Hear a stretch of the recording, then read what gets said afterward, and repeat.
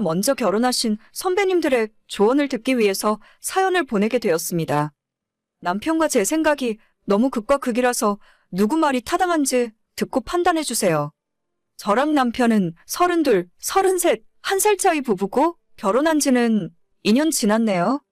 결혼 전 연애도 3년 가까이 했었고 지금까지 별다른 문제는 없이 잘 지내고 있었어요. 양가 집안도 비슷비슷하고 저와 남편의 직업도 비슷한 사무직에 연봉도 큰 차이가 없어서 갈등이 일어날 일이 거의 없었죠. 저희 시댁은 2층 주택이고 조부모님을 모시고 같이 살고 있어요. 결혼 전에는 남편까지 다 같이 살았었는데 저랑 결혼하면서 남편만 그 집에서 나와서 따로 신혼집에서 지내고 있었습니다. 그런데 문제는 작년 말부터 남편의 할아버지가 편찮으시기 시작했어요. 어차피 다 같은 지역에 살고 시댁도 차로 15분 정도 걸리는 가까운 거리이기 때문에 남편이 시도 때도 없이 찾아뵙고 효도를 하더라고요. 병원 갈 일이 있을 때도 남편을 부르셔서 회사에 반차를 내고 모시고 다녔고 매번 뭔가 먹고 싶은 게 있을 때마다 음식을 사오라고 남편에게 부탁하셨어요. 저는 남편이 시부모와 시조부모를 엄청 좋아하는 효자라는 것을 알고 있었기 때문에 시댁으로 찾아가는 일에 딱히 불만은 없었습니다. 매번 저까지 같이 가자고 하면 좀 스트레스 받고 짜증도 났겠지만 남편은 그런 말 없이 지금까지는 혼자 시댁에 다녀오더라고요. 남편이 시댁에 효도를 하거나 말거나 저는 아무런 상관 없었고 저한테 시댁 챙기라고 강요만 안 하면 아무 상관 없었습니다. 그런데 문제는 지난달 갑자기 시부모님들이 저희를 집으로 부르시더라고요. 너희 할아버지가 이제 연세도 있고 건강이 너무 안 좋아지셔서 이 집을 팔고 여기보다 시골로 내려가서 살까 한다. 저는 뜬금없이 이런 이야기를 왜 저까지 불러서 하시는지 몰랐는데 잠시 후 아버님의 충격적인 이야기가 이어졌습니다. 지금 살고 있는 낡은 2층 주택을 팔고 여기서 차로 30분 정도 떨어진 한적한 시골 동네로 이사 가기에는 돈이 모자라다 하시더군요. 최소한 100평 정도의 땅을 구입하고 거기에 3대가 편히 살만한 커다란 2층짜리 주택을 짓고 싶다고 하시는데 저는 이게 무슨 소리인가 싶었죠. 왜 3대라고 하시는 건지 영문을 알 수 없었는데 듣다 보니 그게 저희를 말씀하시는 소리였어요. 땅 사고 집 지을 돈이 모자라니까 지금 저희 살고 있는 신혼집 전세금도 보태고 우리 부부가 이런저런 명목으로 1억 정도 더 대출을 받아서 보태야 원하는 집을 지을 수가 있답니다. 대신에 집은 남편 명의로 해주신다고 하는데 그게 뭐가 중요하겠어요? 무슨 큰 인심이라도 쓰는 것처럼 같이 살면 며느리가 불편할 수도 있으니 2층은 저희 부부가 단독으로 사용하고 2층으로 들어가는 출입구는 단독으로 만들어주겠다고 하시는데 너무 큰 배려에 그만 감동의 눈물까지 쏟을 뻔한 걸 간신히 참았네요. 결혼할 때 지금 사는 집 전세금으로 정확히 3억 들었습니다. 제 돈과 친정 부모님 도움 받아서 1억, 그리고 남편이 만들어온 1억, 거기에 모자란 1억은 은행에서 전세자금 대출 받아서 3억 맞춰서 결혼했어요. 그런데 이제 겨우 신혼생활 2년 살았는데 아버님, 어머님은 물론 시조부까지 모시고 살라고요? 1층에 시부모와 조부모가 같이 살고 저희가 입구 단독으로 빠진 2층에서 산다고 해도 어떻게 얼굴 안 마주치고 살겠습니까? 매일 아침 저녁으로 인사드리러 가야 하고 시골로 내려가 버리면 아버님 지금 일하시는 것도 그만둔 채 작게 농사나 지으면서 사시겠다는데 생활비는 대체 누가 벌어다 주나요? 저희 부부가 맞벌이해서 벌어오는 돈으로 시댁 3대가 먹고 살겠다는 소리로밖에 안 들려요. 집 짓는데 돈도 저희가 반 가까이 부담해야 하고 생활비도 전부 저희가 부담해서 살아야 하는데 이게 남는 장사입니까? 아버님한테 이 이야기를 듣자마자 저는 바로 기분이 나빠져서 표정이 확 굳어버렸고 남편은 그동안 저 없을 때 시댁에 들락날락 거리면서 이런 이야기를 많이 들어서 그런지 별로 놀라는 기색도 없더라고요. 일단 당장 합가해서 살 생각은 없다고 거절의 의사를 말씀드렸더니 너무 안 좋은 쪽으로만 생각하지 말고 장점도 많으니까 한번 고민해보라십니다. 나중에 저희가 아이 낳으면 시부모님들이 아이도 다 봐줄 텐데 좋은 일 아니냐고 하세요. 저는 지금 다니는 회사가 육아휴직을 눈치 안 보고 2년이나 풀로 쓸 수 있기 때문에 아이 낳고 2년 동안 아이 옆에 있어주면서 푹 쉴 생각이었어요. 그런데 시부모들과 같이 살면 어떻게 편하게 집에 있겠습니까? 차라리 그럴 바엔 육아휴직 안 하고 아이 맡겨두고 나가서 일하는 게 더 낫죠. 남편은 비겁하게 아무 말 안 하고 뒤에서 제 눈치만 보고 있었고, 저는 시부모님이 계속 설득하셔도 같이 사는 것만큼은 힘들 것 같다는 말씀을 드리고 시댁에서 나왔어요. 집으로 돌아와서 남편과 2차전이 시작되었습니다. 당신은 미리 알고 있었지? 그동안 아버님 계획 알면서 나한테 한마디 말도 안 해준 거야? 제가 남편에게 따져 묻자 남편은 그럴 생각은 아니었다면서 예전에 한두 번 듣긴 했는데 진짜로 이사 가실 줄은 몰랐다 하더라고요.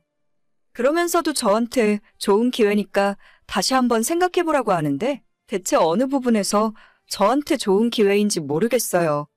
남편은 그래도 아버님이 계획하시는 그 집이 땅값이랑 건축비까지 다 하면 7억 8억 이상은 될 텐데 우리 돈 2억을 넣고 그 집을 물려받으니 남는 장사라더군요. 1억 대출 우리가 갚아야 하는 건 아예 계산에 넣지도 않았어요. 게다가 본인이 집안 장남의 장손이라 부모님 조부모님을 모시고 같이 살아야 떳떳하게 모든 재산을 물려받을 수 있다고 하는데 그러기에 8억은 너무 적은 돈 아닙니까? 생돈 8억이라고 해도 전혀 구미가 안 당기는데 그 와중에 3억은 저희 돈이에요.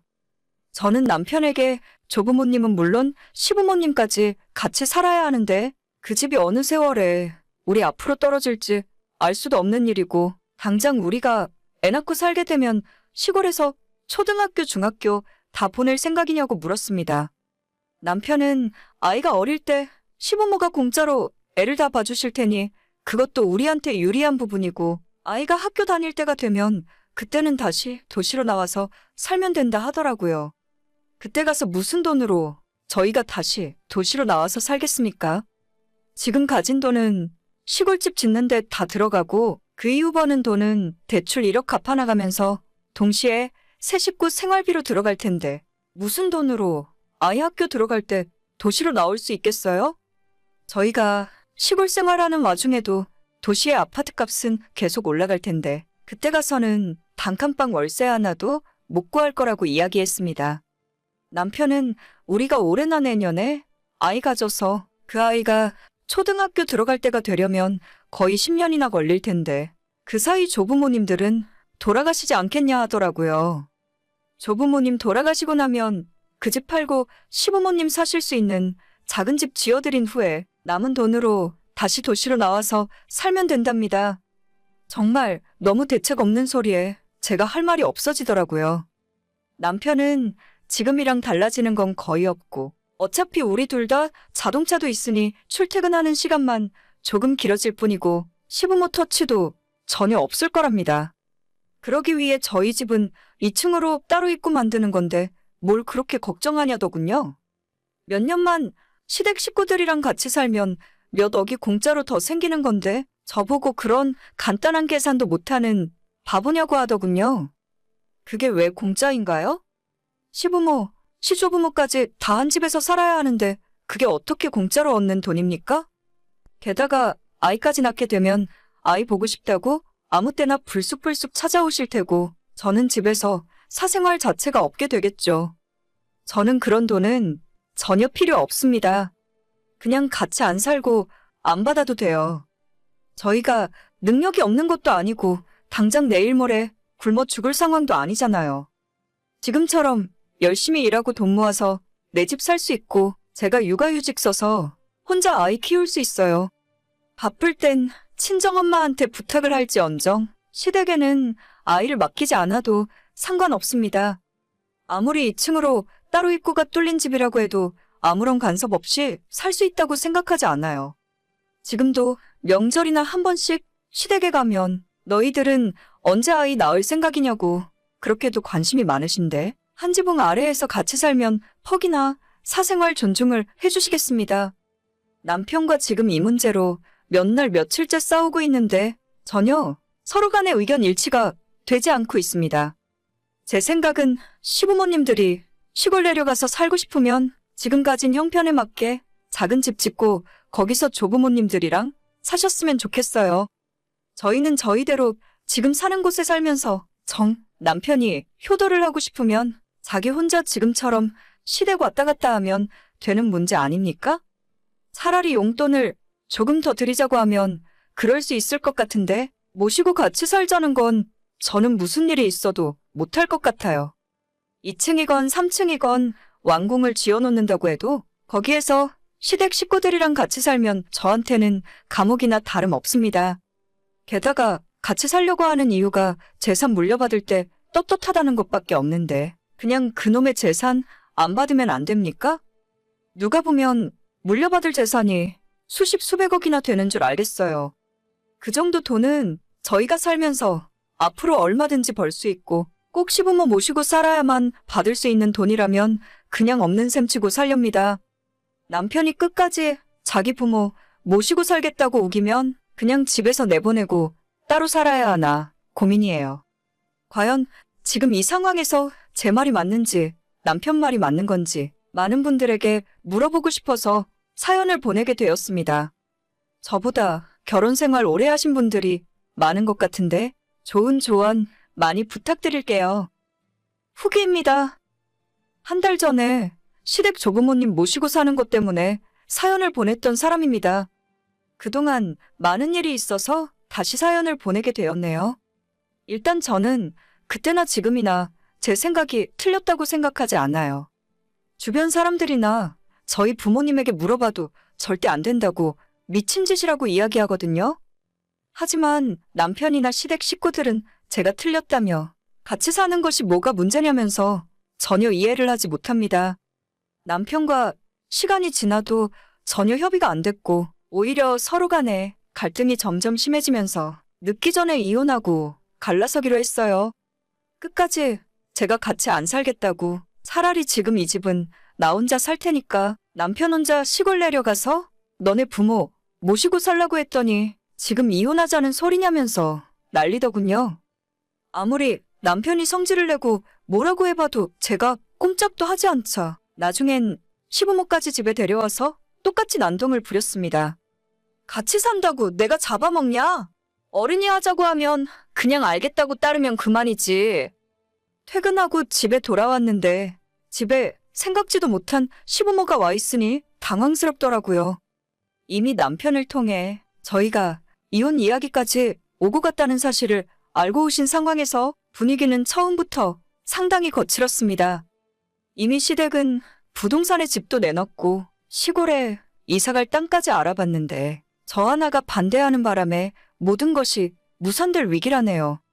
시조부 건강도 점점 안 좋아지는데 너 때문에 집도 못 짓고 시골로 못 내려가면 너가 다 책임질 거냐고 하시길래 그걸 왜 저한테 따지시냐고 그냥 돈 되는 대로 작게 집 지으시면 될 텐데 왜 능력도 없으면서 100평짜리 넓은 집에 2층으로 집을 지어야 하냐고 물었습니다.